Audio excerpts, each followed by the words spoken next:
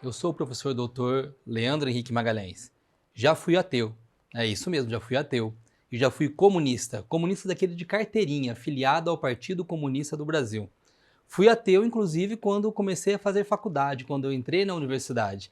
Isso é importante, porque ali na universidade essa minha ideia do ateísmo ela foi muito reforçada, né? É interessante como o ambiente universitário ela não é muito propício ao cristianismo, em especial o curso que eu estava fazendo, um curso de História, área de Ciências Humanas, né? Onde a gente aprende justamente a nos afastarmos das bases cristãs. E como eu já era ateu, então foi muito fácil, né, seguir esse caminho. E na minha trajetória me tornei comunista, filiado ao Partido Comunista, fui sindicalista, né, e comecei a me aproximar desse conhecimento de fundo, né, sobre o que é o comunismo. Isso é importante, porque isso me ajuda hoje a entender e a ter um olhar um pouquinho diferente sobre esse tema. E posteriormente eu me converti.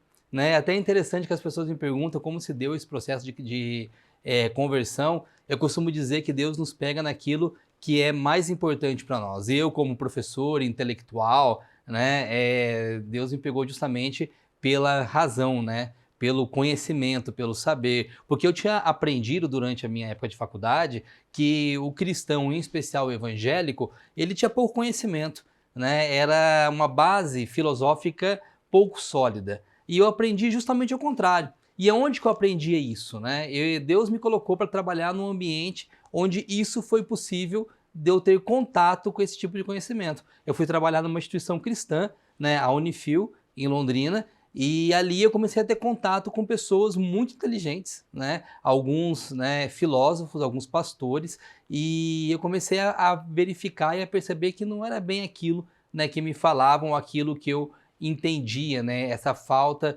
de solidez teórica ou solidez de conhecimento, né, em relação aos cristãos. Muito pelo contrário, a base é muito sólida.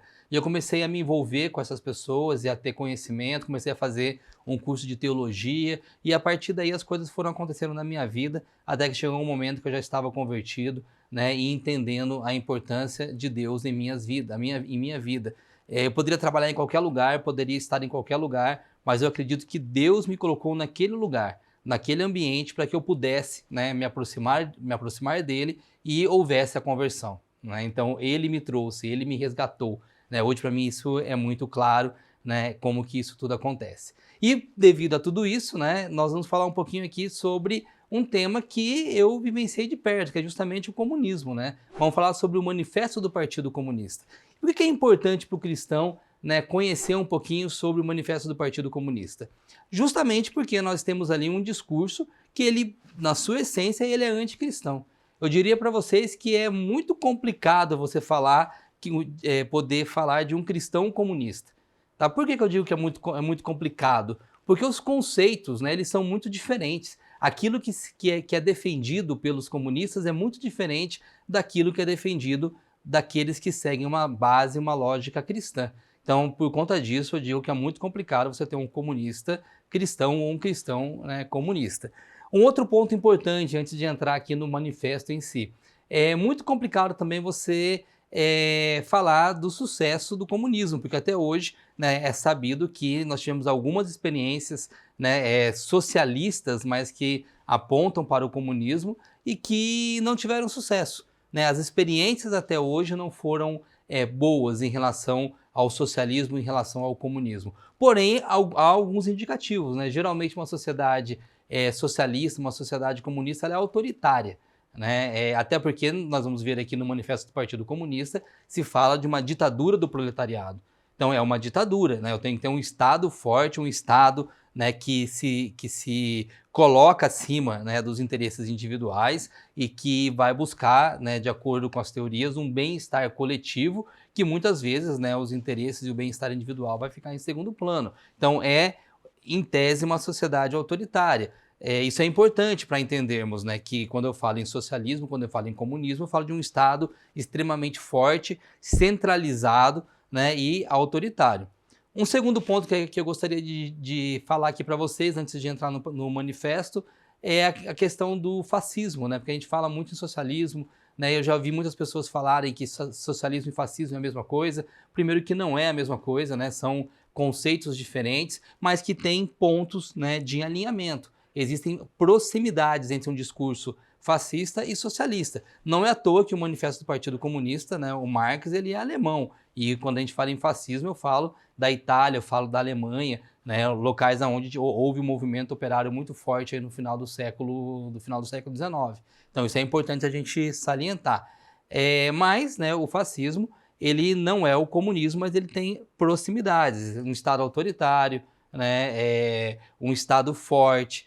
Não é isso? Quando eu falo em fascismo, eu tenho um Estado forte, grandes lideranças que têm um controle sobre a sociedade. São alguns exemplos de proximidade entre fascismo e liberalismo. Fascismo e comunismo. O que eu vejo como muito complicado é você chamar o fascismo de extrema-direita. Né? Aí eu acho complexo, porque a extrema-direita seria justamente o oposto, né? Uma extrema-direita seria uma sociedade, né, baseada no Estado mínimo e onde as liberdades individuais seriam respeitadas no seu extremo. Aí eu estaria numa extrema-direita. Então falar, né, que o fascismo seria uma extrema-direita também é um pouquinho de cuidado em relação a isso. Bom, dito essas coisas, vamos falar um pouquinho então sobre o Manifesto do Partido Comunista. Você vai encontrar com o Manifesto do Partido Comunista também como o Manifesto Comunista, né? Porque se coloca aqui as bases do que se entende em relação ao comunismo. É um documento que foi publicado em 1848, né, a partir de uma reunião entre pessoas vinculadas ao Partido Comunista, na Alemanha. Karl Marx, né, e o Engels são os autores ou os compiladores das ideias centrais que se tirou em relação ao que se entendia por comunismo ou o que se esperava em relação ao comunismo. E é importante entender o contexto, né? O contexto da Revolução Industrial é o contexto da chamada Primavera dos Povos, que aconteceu em vários locais da Europa, em especial na Alemanha e na Itália, né? Onde eu tenho, né, um movimento operário muito forte, né, e que está ali buscando, está ali tentando de alguma forma, né, afetar né, o desenvolvimento do capitalismo que está andando, que está caminhando por conta da Revolução Industrial. Mas não só isso, também são movimentos nacionalistas. Né? Quando eu vou para a Primavera dos Povos, nós estamos falando de movimentos nacionalistas na formação e na consolidação dos Estados nacionais na Itália e na Alemanha, nesse contexto que eu tenho que entender o Manifesto do Partido Comunista, tá ok? Ou Manifesto Comunista. Vamos ver aqui então o que fala esse manifesto. Nós vamos tratar aqui de trechos do manifesto e trazer as ideias principais do manifesto. A primeira dela é que é um projeto internacional. Né? Quando eu penso no manifesto do Partido Comunista, eu estou falando de um projeto internacional, que ele vai além da nação. Tanto é que se fala ali, ó, proletários de todos os povos, proletários de todos os países, univos. Né? Univos, proletários de todos os locais, de todos os países. Os operários não teriam assim uma pátria em si, mas seria algo mais universal, a ideia de que todos os operários de todos os povos deveriam se unir contra o capitalismo. E é interessante, se eu começar a trazer para a realidade que nós estamos, como existe um discurso, né, internacional, um discurso de enfraquecimento das nações, em nome de organismos internacionais. Nós começamos a perceber, né, uma aproximação, tá, ou uma similaridade de discursos. É interessante ficar atento a essas questões. Tá? O foco é no conflito. Tá? Quando eu falo Partido Comunista, né, quando eu falo, né, as teses do Partido Comunista, nós estamos falando de teses que partem da ideia que o conflito é inevitável. Né? O que seria a história das sociedades de acordo com o Manifesto Comunista? Seria a história de todas as sociedades que existiram até os nossos dias, tem sido a história das lutas de classes. Então, a história do conflito, a história das lutas, né? E a luta de classes, de acordo com o manifesto, seria intensificada. A ideia seria intensificar essas lutas. Não seria buscar a solução dos problemas, tá, para a desigualdade, por exemplo, porque de acordo com o Manifesto Comunista não teria como você resolver a desigualdade. A única forma de você resolver a desigualdade seria superar a sociedade. Então não se engane, quando a gente fala em socialismo, quando eu falo em comunismo, eu estou falando em revolução. É revolucionário, não existe projeto, tá, comunista ou socialista que não seja revolucionário. É que muitas vezes tentam esconder esse aspecto revolucionário, tá? Como se ele não fosse o centro, mas ele é o centro, tá? dos projetos ou do projeto comunista em si, visando a superação da sociedade. A sociedade que nós vivemos deve ser superada. Não tem como resolver os problemas nessa sociedade. É diferente de eu falar que nós vamos buscar soluções, tá, que sejam adequadas para resolver os problemas da desigualdade na sociedade que nós vivemos. Não, nessa sociedade eu não consigo resolver. Eu tenho que superar essa sociedade. Essa é a ideia do Manifesto do Partido Comunista, onde o foco então é o conflito, tá? É a revolução do proletariado, tá? Que levaria então a um novo tipo de sociedade que seria então, né, o socialismo ou o comunismo.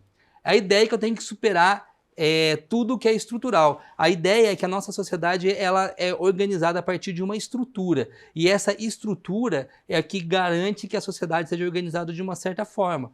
A ideia é que eu teria que superar essa estrutura em que nós vivemos. Tá?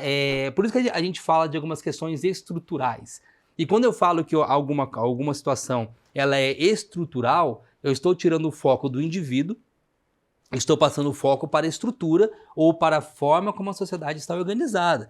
Então, veja bem, quando eu deixo de focar o indivíduo e falar o indivíduo é culpado por uma ação que ele está desenvolvendo, e quando eu passo a afirmar que essa ação, que esse problema ele é estrutural, eu estou dizendo o problema não está no indivíduo, o problema está na estrutura da sociedade, e essa estrutura ela deve ser superada. Né? Olha só, né, como que as coisas vão se concatenando, tá? E a gente vai começando a entender um pouquinho melhor, né, esse discurso. Então não é o indivíduo em si, mas é a sociedade que é o problema. Não é o indivíduo em si. Tá? Muitas vezes a gente busca, a gente tende, né, a dizer que o indivíduo, quando ele faz alguma coisa, ou quando ele comete um ato que não é legal, uma ilegalidade em si, muitas vezes eu tendo a tirar a culpa do indivíduo e colocar a culpa na sociedade, né? Como se o indivíduo não tivesse culpa no que ele está fazendo, porque a sociedade tem uma estrutura inadequada. Então, a melhor forma de resolver esse problema é justamente superar, né, essa sociedade a partir da superação dessa estrutura. Então, quando eu falo que algo é estrutural, é isso. Tá? É que a sociedade está organizada de tal forma que, por mais que eu não queira fazer errado, a sociedade me leva a isso. Vamos ver aqui o conceito, ó, estrutura para Marx. Estrutura, forma para a produção social da vida, onde os homens estabelecem determinadas relações necessárias e independentes da sua vontade. Veja, relações que são necessárias para que a sociedade possa se reproduzir, independente da vontade do indivíduo. São relações de produção que correspondem a uma determinada fase do desenvolvimento de suas forças produtivas materiais. Forças produtivas materiais é a forma como a sociedade está organizada para produzir, focado na produção. O que o Marx está falando? Que essa forma da produção social da vida, que está vinculada às forças produtivas, devem ser superadas para se alcançar um novo momento, uma nova realidade. É isso que ele está falando, tá? Quando eu penso aqui na questão do Manifesto do Partido Comunista. Agora, a estrutura, ela estaria dividida em infraestrutura e superestrutura. Então, se eu falo que a estrutura deve ser superada, que as ações individuais, muitas vezes elas acontecem não porque o indivíduo, né, quer, mas é porque as estruturas estão corrompidas, então eu tenho que superar essas estruturas, e em especial a infraestrutura, né, que é a base, e a superestrutura. A superestrutura estaria no mundo das ideias, né? É fruto de estratégia dos grupos dominantes para a consolidação e perpetuação dos seus domínios. Então eu teria que superar essa superestrutura, porque estaria justamente no mundo das ideias, e seria justamente as ideias que estariam sendo utilizadas para manter o seu domínio. Tá? E o que compõe essa superestrutura? Por exemplo, a estrutura jurídica e política e a estrutura ideológica. E quando eu vou para a estrutura ideológica, eu estou falando, por exemplo, de religião e arte. Não sei se vocês já perceberam, mas o mundo das artes, tá, ele começa a ser questionado, né, século XIX, século XX e agora no século XXI. Tá? Como se a arte clássica ela fosse algo ruim. Tá? E você passa a aceitar como arte elementos que tempos atrás não seriam aceitos como tal. Tá? Você começa a trazer uma nova concepção, porque a concepção que está colocada, de acordo, né, com o Manifesto do Partido Comunista, seria uma arte que estaria vinculado a um grupo social, né, que visa manter a estrutura dessa sociedade. A mesma coisa é a religião. Tá? A religião seria um elemento que seria utilizado para manter a estrutura da sociedade. A arte, a religião seria a forma de manipular. né? É como se a arte e a religião estariam manipulando eu e você, tá? Para que nós não pudéssemos enxergar, né, o que está acontecendo e com isso, né, desejar a superação da sociedade. Olha o perigo de se você acreditar nisso. O perigo se nós passarmos a entender que isso é real. Eu começo a acreditar que a arte é ruim, que a religiosidade é ruim e que esses elementos, na verdade, são elementos de manipulação, tá? Que vai me manipular para que eu aceite a sociedade como ela está. É a mesma coisa da escola.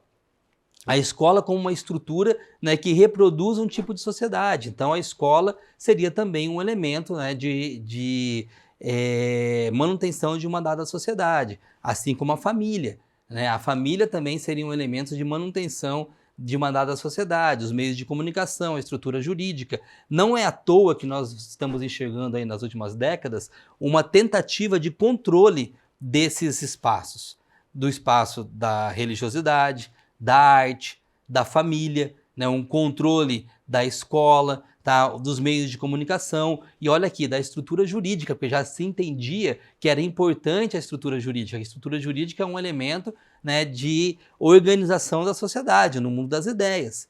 Não é à toa que nós começamos a enxergar, né, uma ação direta junto a esses ambientes.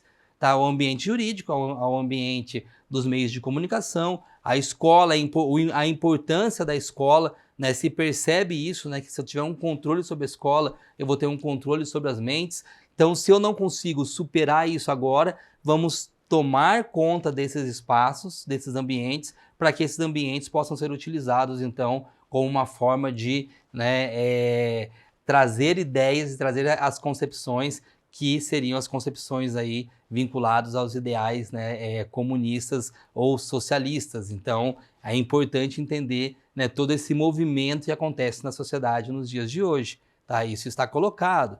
Uma outra questão importante, os comunistas eles são contra a propriedade. E não são os comunistas lá do século XIX não, tá? Hoje também. E não são só os comunistas de carteirinha como eu era não, tá? Aqueles que não se declaram, mas são assim mesmo, tá? Eles são contrários à propriedade. Em resumo, os comunistas apoiam em toda parte qualquer movimento revolucionário contra o estado de coisa social e político existente. Em todos esses movimentos, põe em primeiro lugar como questão fundamental a questão da propriedade, qualquer que seja a forma mais ou menos desenvolvida de que está revista, ou seja, a importância, né, de você rever a propriedade, de você retomar a propriedade, de você entender que a propriedade ela tem que ser repensada, né, e ela tem que ser controlada, né, em especial controlada pelo Estado, né, que é o Estado que estaria acima de todas as coisas. Então aqui o que está no Manifesto Comunista, ó, expropriação da propriedade latifundiária, será que a gente consegue enxergar isso acontecendo? Né? A expropriação de terras por grupos que entendem que essas terras devem ser tiradas de algumas pessoas e serem distribuídas para outras, e emprego da renda da terra em proveito do Estado. Então veja bem, o Estado, né, a renda da terra em favor do Estado. Imposto fortemente progressivo. A ideia de que para funcionar bem essa sociedade comunista, socialista, tem que ter um imposto forte. O que mantém essa sociedade funcionando é o imposto. Né? E esses impostos são progressivos, são fortemente progressivos. Eles devem, né, atender às necessidades do Estado. Você já deve ter ouvido falar, né, recentemente no desejo que no Brasil seja abolido o direito de herança. Tá? Recentemente saiu essa discussão, tá? Podem pesquisar ali na internet que vocês vão achar. Isso está lá no Manifesto do Partido Comunista. A abolição do direito de herança. Tá? Se a pessoa ela morre, a sua herança ela vai para o Estado e não para os seus filhos ou para aquelas pessoas a quem, tá, teria direito de herança. Então isso é importante para entender, né, a questão do Estado e a questão da propriedade. Confiscação da propriedade de todos os imigrados e sediciosos. Tá? Então, todos aqueles que por algum motivo se confrontaram ou que foram contrários ao Estado, a questão da sedição, né, todas essas pessoas perderiam a sua propriedade e essas propriedades seriam direcionadas ao Estado. Vocês estão percebendo? O Estado, na verdade, controlando todas as ações, né, e controlando a propriedade de uma forma geral. Centralização do crédito nas mãos do Estado por meio de um banco nacional. Olha aí, ó, um banco nacional com o capital do Estado e com o monopólio exclusivo, é o Estado com um banco. Tá? O banco do Estado tendo todo o controle do crédito. Então, a questão latifundiária, né, a questão da herança, o confisco de propriedade, a centralização do crédito. Não é à toa que, né, nós temos uma dificuldade, né, de privatizar ou de deixarmos de ser dependentes de alguns bancos estatais, e a centralização nas mãos do Estado de todos os meios de transporte. Tá? O controle também do ir e de vir, né, por meio do Estado. Percebe como que se coloca a questão da propriedade no manifesto do Partido Comunista? E se você olhar para a realidade atual, certamente você vai encontrar também muitos desses elementos, né, presentes no nosso dia a dia. Continuando aqui, ó, multiplicação das fábricas e dos instrumentos de produção pertencentes ao Estado. Então, o Estado sendo donos de fábricas, sendo donos de instrumentos de produção, arroteamento das terras incultas e melhoramento das terras cultivadas segundo um plano geral. Então, o Estado cuidando da indústria e cuidando da agricultura. Essa é a ideia, o plano do Manifesto Comunista. Trabalho obrigatório para todos, né? Então, a ideia de que todos devem trabalhar na indústria, independente da sua vocação. Então, a ideia de que eu tenho que, né, colocar todos para trabalhar, né, na indústria, no campo, todos, né, trabalhando. Isso pode parecer interessante, mas o problema é quando eu começo a olhar o tipo de trabalho, né, que se coloca e as vocações que acabam, né, muitas vezes não sendo direcionadas da forma correta, né? Combinação do trabalho agrícola e industrial, medidas tendentes a fazer desaparecer gradualmente a distinção de cidade e campo. Então, a ideia é que essa distinção de cidade e campo iria também acabar aí nas sociedades comunistas. E, importantíssimo isso aqui, ó, educação pública e gratuita de todas as crianças, abolição do trabalho das crianças nas fábricas, tal como é praticado hoje. Na época era comum crianças trabalhar nas fábricas, isso não é legal, né? Tanto é que, né, nós temos leis no mundo que não permitem que isso aconteça. No Brasil, inclusive, nós temos leis que não permitem que crianças, né, trabalhem. Porém, olha que interessante aqui, educação pública e gratuita. Por quê? É justamente na escola que nós vamos ter todo o movimento de doutrinação, né? De tratar e cuidar para que as teorias, né, as teses vinculadas ao comunismo, ao socialismo, seja, né, implementada. Não é à toa, por exemplo, das dificuldades que nós temos em discutir temas como o homeschooling, né? Ou seja, a ideia de que a escola ela tem que ser pública e gratuita, ou seja, que ela tem que ser na escola. Eu creio que nós temos que garantir, sim, escola pública e escola gratuita, mas nós temos dificuldade em discutir temas como, por exemplo, o homeschooling, porque o homeschooling ele tira do controle do Estado e traz para mais perto dos pais, tá? E isso não seria adequado, né? Seria ruim, porque os pais teriam maior autonomia aqui no cuidado com as crianças, e isso não estaria de acordo, né, com o que se esperava aqui pelos comunistas.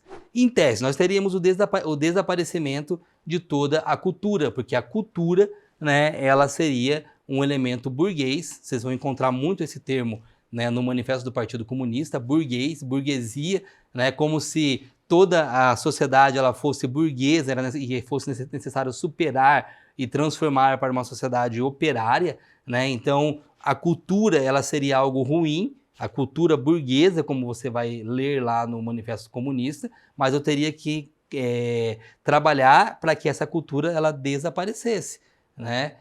Então, a ideia é de que toda a cultura fosse, né, superada, inclusive a cultura religiosa, né, que é o que nós estamos falando aqui. Dizeis também que destruímos os vínculos mais íntimos, substituindo a educação doméstica pela educação social, que é a questão que a gente falou agora há pouco sobre o homeschooling, né? Então, a ideia de que é difícil hoje você trabalhar com uma educação doméstica, já que nós estamos cada vez mais, né, colocando nas mãos da escola, nas mãos do Estado, a educação. Então, a necessidade do controle das escolas, tá? E isso a gente consegue enxergar, né, acontecendo de forma muito clara nos dias de hoje.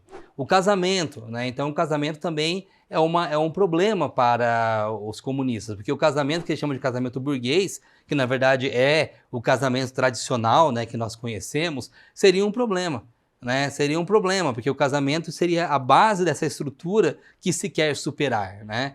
Se coloca que o casamento burguês seria a comunidade das mulheres casadas. No máximo poderiam acusar os comunistas de querer substituir uma comunidade de mulheres hipócrita e dissimulada, por outra que seria franca e oficial. Então a ideia de que teria que mudar o papel das mulheres dentro do casamento, dentro de casa. Veja que o movimento feminista, né, se apropria muito dessa ideia, né, de você mudar o papel da família, você reorganizar a família e a mulher tendo um outro papel dentro de casa, dentro da família. Então, quando se fala do casamento burguês, na verdade está se falando aqui do casamento que nós conhecemos como tradicional, né, e isso seria um problema para os comunistas. Então, veja, a propriedade é um problema, a cultura é um problema, né, a necessidade de controlar, né, vários elementos como a escola, como os meios de comunicação, como o judiciário, né, como a igreja, e o casamento como sendo um problema, né, sendo colocado aqui.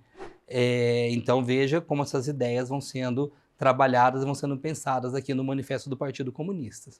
As ideias de liberdade religiosa, de liberdade de consciência, não fizeram mais que proclamar o império da livre concorrência no domínio do conhecimento. Está se dizendo aqui, né, que justamente quando eu falo em liberdade religiosa e liberdade de consciência, é como se eu trouxesse para minha religiosidade, para minha consciência, o livre mercado, e eles são contra o livre mercado, são contra a livre concorrência. Então veja, olha a crítica que eles estão fazendo para liberdade religiosa. Como assim liberdade religiosa? Você possibilitar que as pessoas escolham, né, a sua religião ou o seu vínculo, né, espiritual, a sua religiosidade, seria um problema. Assim como a consciência, ter liberdade de consciência para poder escolher e determinar qual o caminho melhor, também seria um problema. Estaria aí vinculado no mundo da livre concorrência, né, como se eu trouxesse a livre concorrência para o domínio do conhecimento. Então é uma crítica que os comunistas estão fazendo, né, aquelas teorias de liberdade religiosa e liberdade de consciência. Para nós é importantíssima a liberdade religiosa. Nós devemos defender sempre a liberdade religiosa, porque a liberdade de religião é que nos permite existir, né? A partir do momento que eu tiver uma impossibilidade de manifestação da fé e da religiosidade, que todos possam se manifestar livremente, nós teremos dificuldades. Nós enfrentaremos dificuldades. Então a liberdade religiosa é algo muito importante, porque a ideia de liberdade, nós somos livres. Já, né, os comunistas partem do princípio de controle do Estado e de uma liberdade cerceada. Veja, né, está se colocando aqui, né, uma crítica às ideias de liberdade religiosa e de liberdade de consciência. Vamos ler um trechinho aqui, ó. Sem dúvida, diz C.A., as ideias religiosas, morais, filosóficas, políticas, jurídicas, etc., modificaram-se no curso do desenvolvimento histórico, mas a religião, a moral, a filosofia, a política, o direito mantiveram-se sempre através dessas transformações. Além disso, há verdades eternas, como a liberdade, a justiça, etc., que são comuns a todos os regimes sociais. Mas o comunismo quer abolir essas verdades eternas, quer abolir a religião e a moral, em lugar de lhes dar uma nova forma, e isso contradiz todo o desenvolvimento histórico anterior. Veja, o que os comunistas querem justamente romper com esse movimento histórico, né, que eles dizem que já vinha acontecendo. É interessante, porque eles mesmos afirmam, ó, as ideias religiosas, morais, filosóficas, políticas, jurídicas, elas foram se modificando, mas elas sempre existiram. A religião, a moral, a filosofia, a política, o direito, elas se mantiveram com o decorrer do tempo. Porém, entende-se que para eu ter um movimento em direção ao comunismo, ao socialismo, ou seja, ter um rompimento dessa estrutura e passar para uma outra realidade estrutural, é necessário superar essas chamadas verdades eternas. Então, aí a importância de abolir a religião e a moral, né? Não é dar uma nova forma, não é dar uma nova forma para a religião e para a moralidade, é justamente você abolir essas verdades eternas. Olha o perigo, tá, que o comunismo traz para o cristianismo. E como que nós nos apropriamos dessas ideias? Como que nós passamos a aceitar essas ideias vinculadas ao comunismo, ao socialismo como verdadeira, muitas vezes sem nem perceber? Nós começamos a reproduzir ideias sem mesmo perceber. A partir, por exemplo, da ideologia, que são um conjunto de ideias, né, que predominam na sociedade, da alienação, tá, que é o ocultamento da realidade, e dos aparelhos ideológicos do Estado. Vamos dar uma olhadinha aqui um pouquinho sobre isso. E é interessante porque, tá, os comunistas eles utilizam justamente, tá, essas ideias como sendo aparelhos que faz com que o Estado burguês permaneça. Mas hoje, tá, nós já temos muitos desses aparelhos dominados por ideias, né, que poderíamos dizer que estariam próximas ao comunismo ou ao socialismo, que seriam justamente a escola e a família. Nós vemos cada vez mais essas ideias presentes no ambiente escolar e dentro da vida de muitas famílias. Nos meios de comunicação é muito claro, né, como que essas ideias elas estão ali presentes, né, nos meios de comunicação e até mesmo dentro da igreja. Tá? Então a ideia é justamente você dominar esses aparelhos, porque são esses aparelhos que reproduziriam um certo tipo de sociedade. Então eu tenho que dominar esses aparelhos, segundo os comunistas seriam justamente esses aparelhos que reproduziriam a sociedade burguesa. Se eu conseguir dominar esses aparelhos, eu estaria caminhando então para o sucesso da revolução do proletariado e para o socialismo. Será preciso grande perspicácia para compreender que as ideias, as noções e as concepções, numa palavra, que a consciência do homem se modifica com toda mudança sobrevinda em suas condições de vida, em suas relações sociais, em sua existência social, mudar as formas de pensar como estratégia revolucionária. Será que eu preciso de grande perspicácia para compreender que é justamente isso, tá, que mantém, né, essa sociedade burguesa? É justamente essa consciência que mantém essa sociedade burguesa? Está dizendo que eu tenho que superar essa forma de pensar, e é justamente uma estratégia revolucionária que sai muitas vezes dos campos de batalha, tá, e vai para o mundo das ideias. É uma estratégia revolucionária que nós estamos falando aqui. Isso aconteceu muito, né, no século XX a partir da chamada Escola de Frankfurt. Tá? É importante saber que isso existiu. A Escola de Frankfurt, que traz uma ideia, né, uma teoria chamada de teoria crítica. E a partir daí nós começamos a achar que o crítico é bom. Né? Olha, eu sou crítico em relação à sociedade, tá? Mas o que a Escola de Frankfurt faz? Ele traz justamente essa ideia de criticidade, tá, como uma teoria da verdade, tá? Uma teoria que pensa que só tem um único caminho para uma determinada verdade, que é justamente essa ideia, né, essa criticidade. Então, por exemplo, essa criticidade, essa teoria da verdade, ela vai se opor a grande parte da filosofia ocidental, tá? Ela vai procurar tirar a base filosófica que dá sustentabilidade para a sociedade ocidental, para trazer outras formas de pensar e outros dogmas, né? Começa a se tratar o que seria um pensamento correto, o que seria certo de se pensar. E hoje a gente vive muito isso, né? A lógica de que existe uma forma de pensar correta, e se eu não seguir aquela forma de pensar, eu serei criticado por isso, porque eu não sou crítico. E essa ideia de teoria crítica, ela vem justamente da Escola de Frankfurt, né, uma forma de pensar que seria diferente da forma como a sociedade vinha se organizando no decorrer, né, do tempo, à base da sociedade ocidental. A teoria crítica foi além da interpretação e da compreensão da sociedade. Ela se esforçou para sobrepujar e destruir todas as barreiras que, em sua visão, mantinham a sociedade presa em sistema de dominação, opressão e dependência. O que está se dizendo aqui, né, os defensores da teoria crítica, né, na Escola de Frankfurt? Que a sociedade ela tinha uma forma de pensar que mantinha essa dominação, essa opressão e dependência. Não é à toa, gente, que a gente consegue enxergar um afastamento, né, das bases filosóficas clássicas, que a gente não conhece mais autores clássicos, a gente não conhece mais a literatura clássica, porque justamente a gente foi tirando isso de frente, como se fosse algo ruim. Né? Nós estamos passando numa época que nós estamos reescrevendo clássicos. Né? Isso é um porquê. Coloca-se que muitos dos clássicos trariam conceitos e ideias que seriam opressoras, né? Que seriam inadequadas. Nós estamos escrevendo clássicos, olha que absurdo. Né? Seguindo essa ideia, né? Essas teorias críticas que estão colocando aqui. Um dos principais autores seria o Gramsci, né? Justamente um grande arquiteto, o grande teórico, né, dessas teorias críticas, e para Gramsci, os agentes principais dessa mudança seriam os intelectuais, e um dos seus instrumentos mais importantes é a escola. Então, o uso dos intelectuais, né, em relação a essas teorias críticas, não é à toa que nas universidades, né, nos centros de formação da intelectualidade do Ocidente no século XX se predomina, né, essas teorias chamadas de teorias críticas, que nada mais é do que, né, uma sistematização de teorias vinculadas ao socialismo. E a escola como um instrumento importante para se reproduzir essa forma de pensar. Nós estamos falando aqui de um marxismo cultural. Um marxismo cultural. A melhor forma de você implementar, né, ideias socialistas seria justamente a partir desses instrumentos aí que nós estamos chamando, tá, de marxismo cultural ou o criticismo.